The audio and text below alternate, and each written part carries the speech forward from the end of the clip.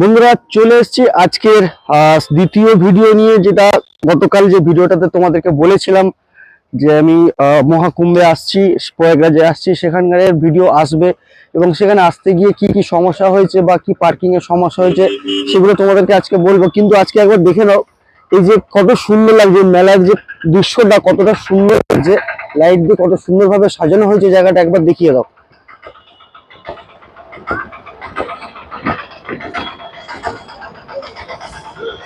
বুঝতেই পারছো কত সুন্দরভাবে কুম্ভ মেলা সাজানো হয়েছে। 144 বছর পর আবার এই যোগ এই কুম্ভ মেলাতে আসবে।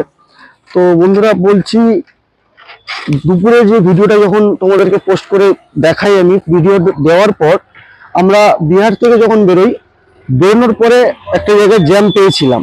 তো সেটা বেশিক্ষণের জন্য ছিল না, অ্যাপ্রক্সিমেট 20 মিনিটের মতোই ছিল। তো সেখান থেকে 20 মিনিট ওয়েট করলাম, তারপরে রাস্তায় যখন বেরোলাম ওটা জ্যাম বলতে ওই কোনো রোডে অ্যাক্সিডেন্টাল কোনো প্রবলেম হয়েছিল বলে রাস্তাতে জ্যামটা ছিল।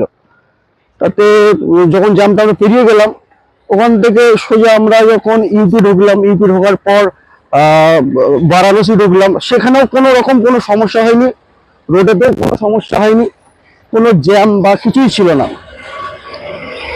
তো বারাণসী থেকে আমরা যখন প্রয়াগরাজ ঢুকি তখন আমাদের প্রায় সন্ধ্যে 8টা সাড়ে 8টা বেজে গেছিল। তো 8টা সাড়ে 8টায় প্রয়াগরাজ আমরা ঢুকে গেছিলাম, কিন্তু লাস্ট যখন আমরা পার্কিং এর জন্য ওয়েট করছিলাম সেখানে আমাদের 10 কিলোমিটার বাকি ছিল। তো 10 কিলোমিটার কভার করতে গিয়ে আমাদের প্রায় 1.5 ঘন্টা থেকে 2 ঘন্টা সময় লেগে গেছিল, কারণ একটু লোক তুলনামূলক অনেক কমই রয়েছে আজকে, মানে যখন আমরা এসেছি তুলনামূলক লোক কমই ছিল। জানি না আগামীকাল কতটা লোক থাকবে, কতটা ভিড় হবে, তবে তেমন কোনো সমস্যা হয়নি। তোমরা আসতে পারো, এসে এখানকার ভিডিও দেখে নাও, আমি যে ভিডিওগুলো ছাড়ছি সেগুলো দেখে নাও।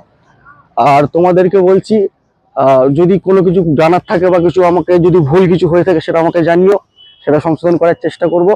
চলে আসছি নেক্সট ভিডিওতে।